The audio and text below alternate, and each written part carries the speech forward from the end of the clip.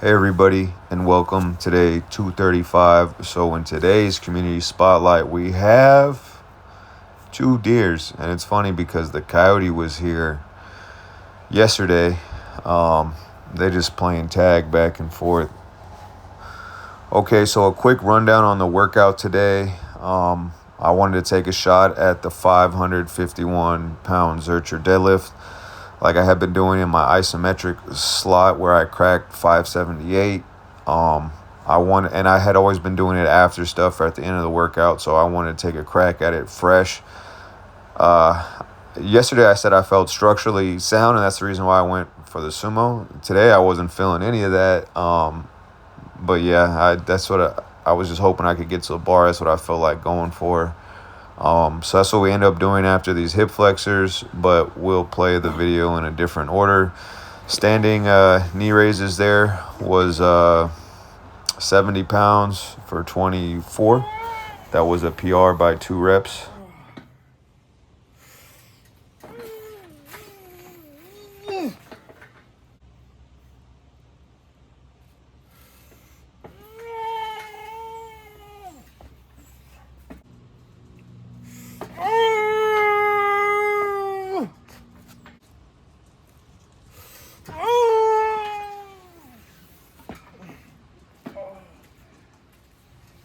I know it's hard to see, but the first rep on the left side was the highest that I had gotten for sure. It's like I cracked over a new level.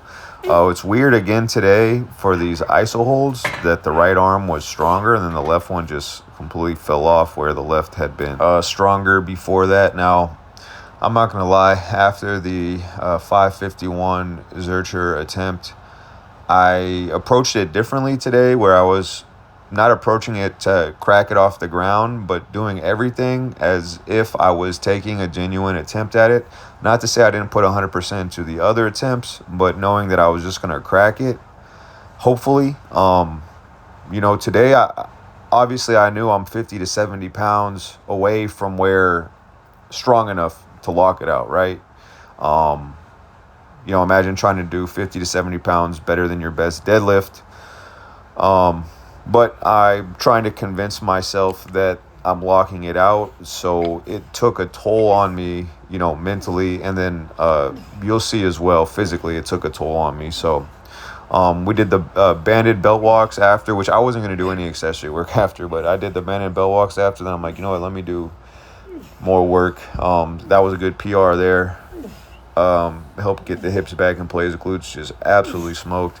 And then I did a set of back extensions. Again, I added like 3 reps to whatever I hit on this the other time. And then I was getting those, vertigo, dizzy spells after this from having that band on my neck. But here's the Zerchers.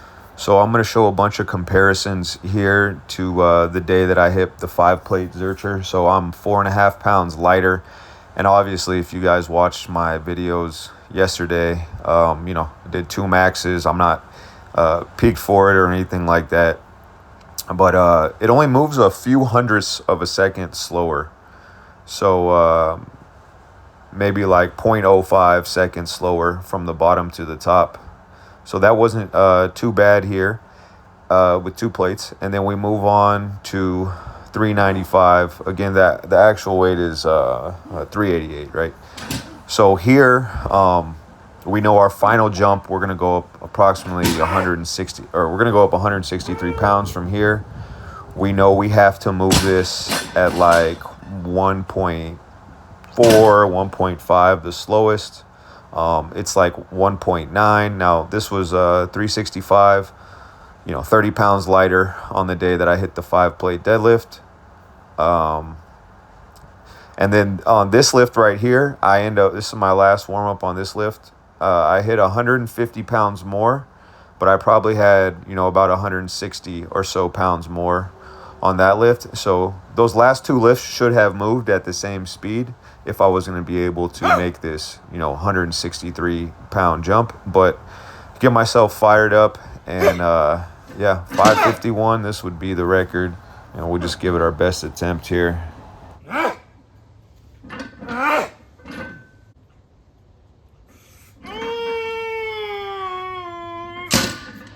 So So yeah, that right arm started slipping. I was gonna call it there. Obviously, it takes a lot more out of me being able to crack it and hold it than just a pure isometric or just barely cracking it. Took another attempt here. That was probably my worst one. And then here's the third one. I'm trying to learn from these attempts, so I want to fight it. I want to feel what the limiting factor is. Here's probably my best one. I just didn't want to turn loose of it, but I knew I wasn't going to lock it out. But again, obviously, these were a lot more difficult on my back and on the whole system than just pure isometrics.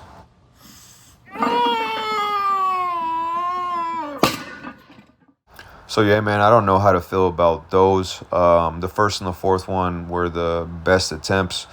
Again, as soon as I hit the bar, I'm bringing it off the ground every rep. And again, what do you expect when you're 50 to 70 pounds? Like, imagine doing 50 to 70 pounds off your max deadlift. What do you expect to do with it? Now, of course, those attempts weren't free. I am going to be a little bit beat up from it, but I've experienced what that feels like, holding it, cracking it off the ground more than a centimeter. I know what, grinding an all-out max feels like. I know what holding and locking out much more than that weight feels like. The hardest part, like beating you up wise, is as you pass the knees and uncoil everything. Like I said, I'm not strong enough to do that with that weight, but I've locked out much more weight than that. So, there's no secret amount of lower back strength or adaptation I feel like that I need to change or do anything differently. I need to put 25 pounds on and get stronger, basically. Also, that last warm-up being almost 2 seconds did take something out of me, but again, it gave me more confidence knowing that those are going to be the exact jumps that I'm going to end up taking, and that's going to be moving faster. It's not going to be taking that out of me. I'm not going to have done multiple maxes the day before, blah, blah, blah, but breaking down the other film, looking at the speed of my 5-plate deadlift was 488. I think it's safe to say that there was definitely 500 pounds there that day. So I put 53 pounds on the Zercher deadlift in that training cycle while gaining 14 pounds of body weight. And, we got like 21 pounds more available to put on the next training cycle to try to get 51 more pounds out of it. So I'm just continuing to make that plan in my mind.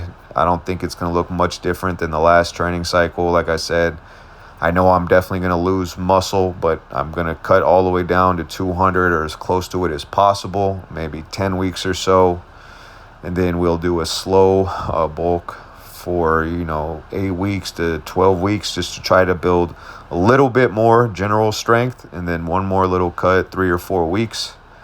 That might put us around New Year's or a little bit after. And then we'll make a decision from there. To not be little Billy anymore and turn into Big Bubba, because I'm going to need Big Bubba to lift this thing all the way up off the ground. Talk to you guys tomorrow.